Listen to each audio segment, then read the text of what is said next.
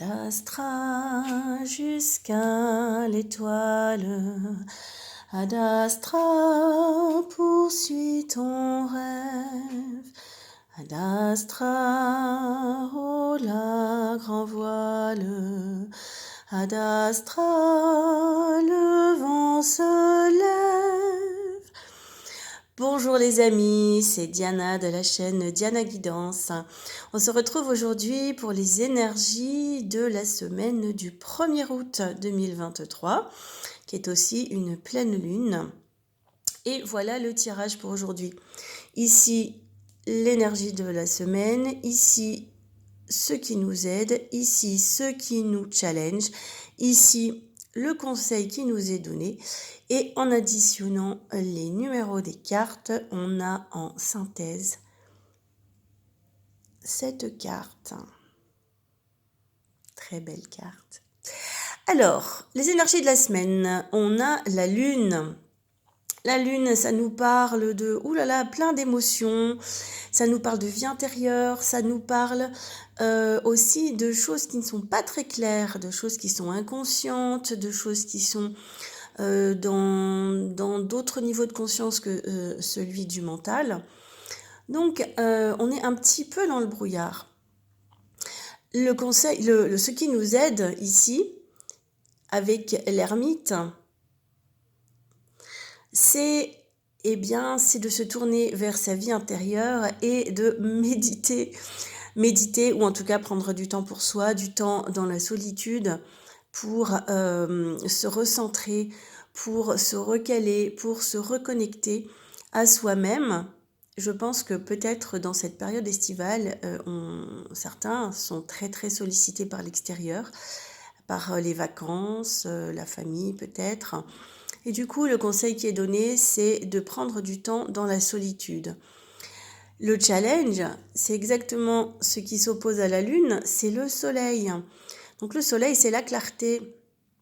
Et ce qui est compliqué, évidemment, quand on est dans les questions inconscientes, émotionnelles, c'est d'avoir une certaine clarté pour ne pas se perdre, pour ne pas se laisser engloutir par les illusions du corps émotionnel, du corps mental, parce qu'on a vite fait d'être sollicité par l'entourage et d'être en réaction, au lieu de rester centré sur soi, sur son enracinement dans son être profond.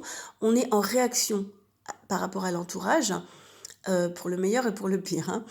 Donc la réaction et le fait d'être beaucoup avec les autres, ça fait qu'on se perd un petit peu de vue. Et le conseil qui est donné ici, c'est l'équilibre. C'est de revenir à soi et de trouver, d'être ancré dans son équilibre, dans sa verticalité, et pas d'être complètement dispersé dans une forme d'horizontalité vers l'extérieur, mais vraiment de travailler sur cet équilibre. Et regardez la carte qui est une synthèse, c'est une carte que j'adore, c'est ma carte préférée dans ce jeu, c'est le 6. Les amoureux, c'est vraiment une union, pour moi, intérieure, une union entre soi et soi, qui permet de garder le cap, de rester centré, de rester aligné. C'est vraiment, il y a un bel alignement entre cette carte et la carte du yoga, là, qui est la tempérance. La tempérance, c'est vraiment une carte de tranquillité, d'équilibre et de sagesse, enfin vraiment tout ce qui est de l'ordre de cet ancrage en soi-même, faisant vraiment la jonction entre la terre et le ciel. Donc il y a cette notion de verticalité. Donc voilà, pour cette semaine, cette réflexion et cette expérimentation même, parce qu'il s'agit de vivre et d'expérimenter les choses. Donc expérimenter sa verticalité dans ce contexte où on a vite fait d'être très éparpillé dans l'horizontalité, c'est-à-dire les relations avec les autres, avec l'entourage, avec l'extérieur. Voilà, donc on nous appelle à rester centrés. Je vous embrasse, je vous souhaite une très bonne semaine. N'hésitez pas à me contacter si vous en avez le besoin.